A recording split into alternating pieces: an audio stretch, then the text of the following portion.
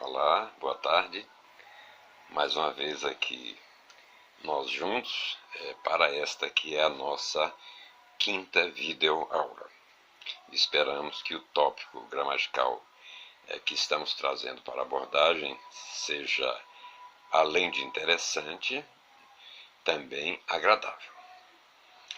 Mas já sabemos de antemão que muitos estranharão a escolha desse tópico para essa abordagem. Vejam, sílaba. Parece assim estranho no meio de tantos conteúdos gramaticais complexos, que poderiam melhor justificar uma videoaula. Nós temos optado exatamente por esse. Bom, as razões são as seguintes. Essas nossas videoaulas têm uma preocupação de obedecer uma certa sequência na ordem dos conteúdos que vamos apresentar, porque imaginamos que, obedecendo a esse sequenciamento, o assunto anterior passa já a facilitar a assimilação ou o aprendizado do conteúdo seguinte, porque sabemos que em nossa língua, os assuntos estão sempre interligados, um está sempre conectado com o outro. Então, se já falamos sobre nosso alfabeto, letras, vogais, consoantes, e por sabermos que as palavras são formadas de sílabas e que as sílabas são formadas de letras, observe que a gente já está querendo criar um elo entre esses conteúdos. Além desse esclarecimento que nos parece necessário, há um outro também, que eu costumo sempre apresentar nas palestras que profiro sempre que convidado. E o que eu justifico é o seguinte: eu até posso trazer para a abordagem no aspecto gramatical um tópico que possa parecer muito rasteiro, muito basilar, muito inicial com relação à ordem de sequência dos conteúdos gramaticais. Mas nós procuramos tornar esse assunto rasteiro, entre aspas, procuramos apresentar num formato diferenciado e acrescentando a esse conteúdo, aspectos às vezes não abordados ou não bem abordados pelas nossas gramáticas. Como já dissemos, nossa postura aqui é uma postura genuinamente crítica, embora uma crítica responsável e também fundamentada. Jamais iremos trazer ou levantar um questionamento aqui sobre o qual não tenhamos o domínio. Bem, então o que temos a falar de diferente com relação às gramáticas sobre esse conteúdo gramatical ou tópico gramatical chamado sílaba? Nós conhecemos ou aprendemos desde as nossas séries iniciais que numa palavra de nossa língua, qualquer que seja ela, há sempre uma sílaba tônica. E aprendemos também que as demais sílabas que não incluem a sílaba tônica são chamadas de sílabas átonas. Ponto pacífico, nada a se discutir sobre essa conceituação.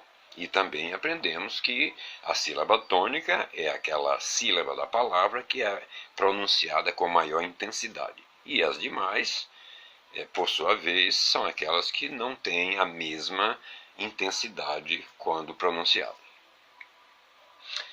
Mas essa conceituação é 100% perfeita quando nós tomamos por base palavras que são formadas de um único elemento. Então, se eu digo colheita, a palavra colheita, nesta palavra nós temos a sílaba tônica, que é a segunda sílaba da palavra, lhei, e a primeira e a última sílabas, co e tá, são as chamadas sílabas átonas, sem nenhum problema, sem nenhuma dificuldade. Quando, porém, tomamos por base uma palavra composta, ou seja, aquela formada de dois elementos, aí os tipos de sílabas que formam a palavra podem se alterar. Podem se alterar, porque aí passa a aparecer um terceiro tipo de sílaba que normalmente não é citado ou, quem sabe, até reconhecido pelas gramáticas. É a chamada sílaba subtônica.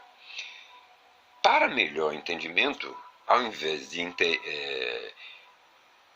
colocarmos muita teoria a respeito para tentar justificar, vamos tomar por base um exemplo prático.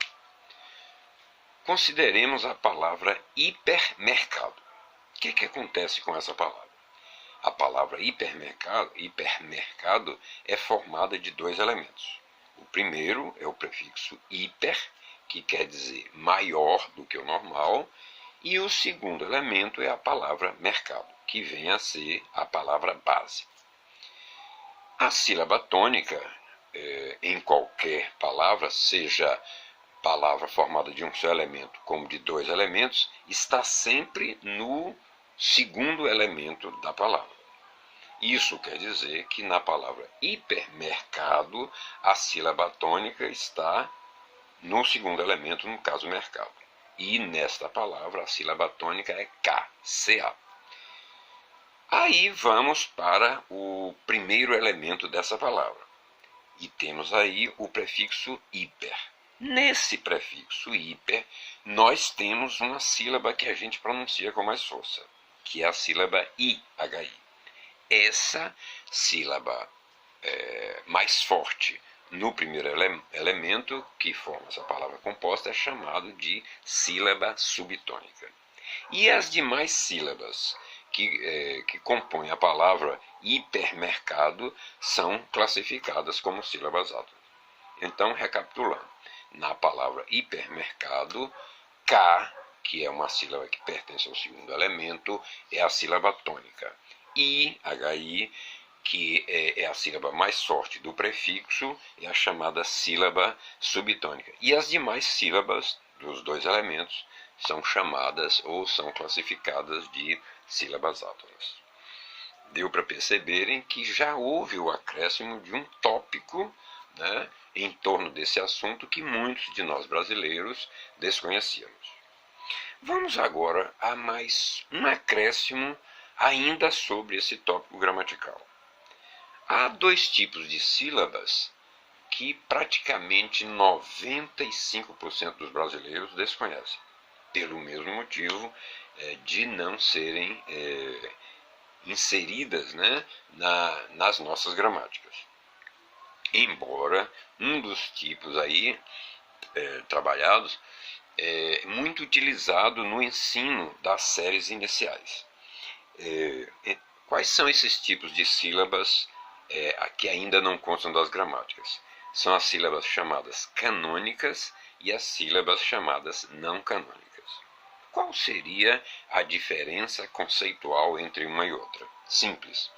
A sílaba canônica é aquela que é obrigatoriamente formada de uma consoante, uma vogal, uma consoante, uma vogal, uma consoante, uma vogal, independente do tamanho da palavra.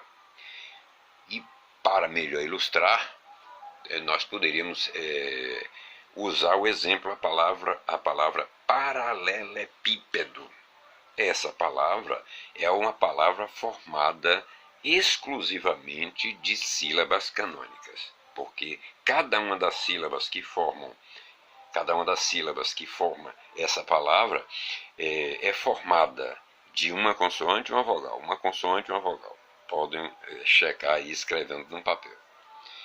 Se na palavra paralelepípedo eu tenho estas sílabas canônicas, se eu tenho a palavra dinheiro, aí eu já não tenho uma palavra formada de sílabas canônicas. Por quê? Simples. A primeira e a última sílabas da palavra dinheiro até estariam dentro da estrutura de uma sílaba canônica, di e ro. Mas a segunda sílaba dessa palavra, nhei, já fugiria desse padrão de uma consoante e uma vogal. Então, na palavra dinheiro, nós já não teríamos sílabas canônicas. Teríamos uma mistura, né, de sílabas canônicas com não canônicas. E quando isso acontece, a palavra passa a ser formada de sílabas não canônicas. É isso aí. O assunto, esperamos que tenha sido do agrado de muitos, que tenha acrescido, né, o conhecimento de cada um de vocês que estão aí do outro lado. Esperamos cada um de vocês no nosso próximo encontro. Uma boa tarde e um bom fim de semana.